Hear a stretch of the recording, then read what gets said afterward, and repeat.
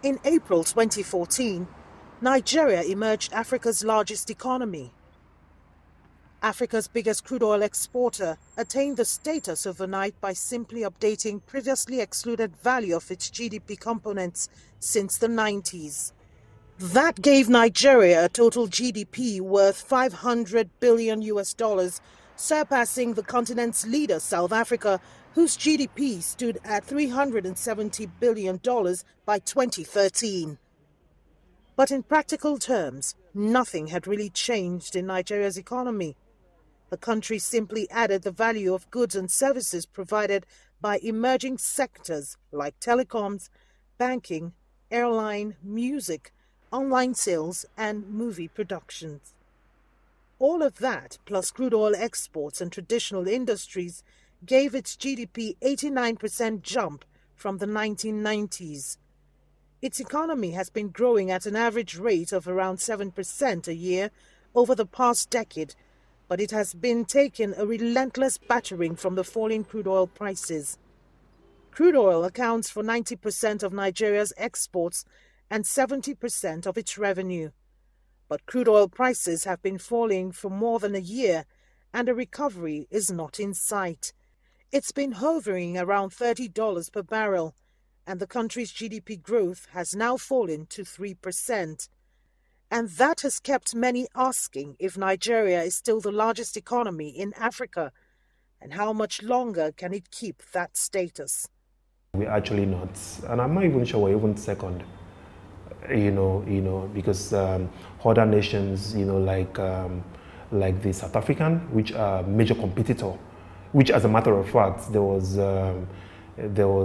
actually, this school of thoughts, saying that the report, was actually biased, as putting Nigeria ahead, in terms of economical buoyancy, to South Africa. And I think it's just high time for we to actually get serious and get things on. When Nigeria was announced the largest economy in Africa, soaring past the long-time title holder South Africa, many economists treated it as a vanity exercise. The colossal value of the economy had little or non-existent benefit to a huge lot of Nigerians. 170 million people. Nigeria ranks 153rd out of 187 countries in the UN Human Development Index. Its GDP per capita is still $2,700. In fact, South Africans are twice as rich, with GDP per capita at $6,600. So what does Nigeria stand to lose if it slips from the position of Africa's biggest economy? I think we have loads to lose if eventually we skid off, from that standing as being a giant of Africa, in as much as we know the strengths, we know the respects, we've been able to gain, not just from the neighboring, country, or probably the fellow African country or nations, but also, as regards the, global, picture, where Nigeria is being seen as not just a giant of Africa, but is seen as a big brother. And if we happen to lose, that stand, then politically, economical-wise, it's really going to affect us, because in a time where we are faced with a lot of challenges, as an Africa as a whole, as a continent, talking about the insecurity, talking about the political instability in Burundi, talking about the Al-Shabaab, and all these devices, and back home in Nigeria, you have the Boko Haram, you'd quite agree with me, because of our standing as a giant of Africa, we're playing a pivotal role, as the decision making, as regards to African decisions or next step or everything that happens to affect, Africa as a whole, Nigeria is first to reckon with.